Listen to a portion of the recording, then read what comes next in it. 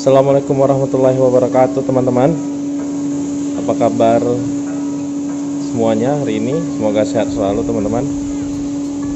Udah lama nggak bikin video ini teman-teman. Seperti biasa kita lagi roasting, cuma ini hanya 1,8 kg saja teman-teman. Ini adalah hasil dari roastingan saya tadi barusan, tapi saya tadi nggak sempat ngerekam.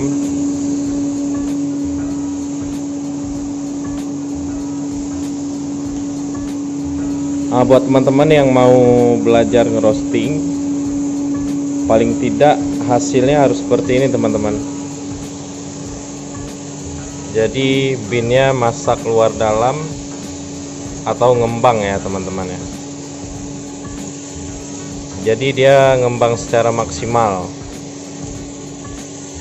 Nah, tentunya ada faktor lain ya selain dari mesin roasting, yaitu biji kopi yang disortir bersih teman-teman. Nah, kalau misalkan biji kopinya bersih, itu memudahkan kita untuk mendapatkan hasil yang maksimal teman-teman. Seperti ini ya.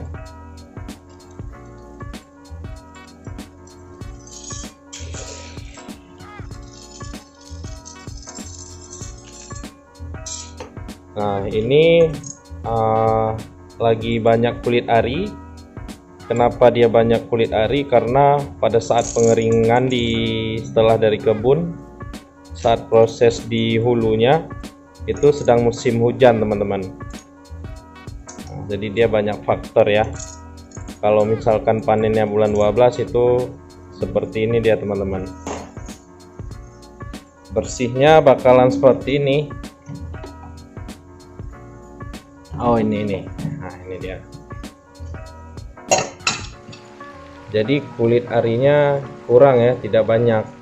Nah ini adalah hasil panen yang bagus. Kulit arinya sudah jatuh semua teman-teman. Nah ini adalah standar kopi di Recovido. Jadi kita hanya menjual kopi yang sudah disortir bersih teman-teman. Jadi memudahkan teman-teman untuk bisa melakukan roasting sendiri di rumah teman-teman. Oke, nanti bagi yang mau pesan silahkan ya. Ini akan kita berikan seperti ini. Ini kadar airnya sudah pada saat itu 13%, ini sekarang sudah 12,30-an lah. Sudah layak untuk disimpan, jadi nggak perlu teman-teman harus jemur lagi gitu, enggak ya.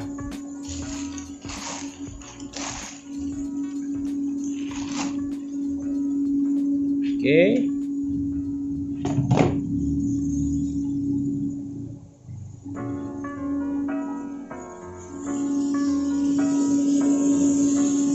Nah ini sedang kita lakukan pendinginan teman-teman. Untuk seputar mesin roasting, bila ada yang kurang jelas boleh ditanyakan, nanti akan saya jelaskan pada video selanjutnya teman-teman. Usahakan kondisi mesin harus selalu bersih teman-teman ya. Kemarin baru aja saya melakukan perawatan sekitar 1 bulan sekali. Di sini mengalami tumpukan dari kulit ari biasanya teman-teman, jadi harus dilakukan sebulan sekali ya pembersihan. Kemudian di saluran ini juga teman-teman, di saluran ini sangat tebal ya biasanya. Jadi kalau misalkan di saluran ini tebal dengan kotoran, otomatis dia menghambat air flow yang keluar ya. Jadi penghisapan udara keluar itu terhambat karena kotoran, dan dia akan berpengaruh pada hasil roastingan yang teman-teman lakukan gitu.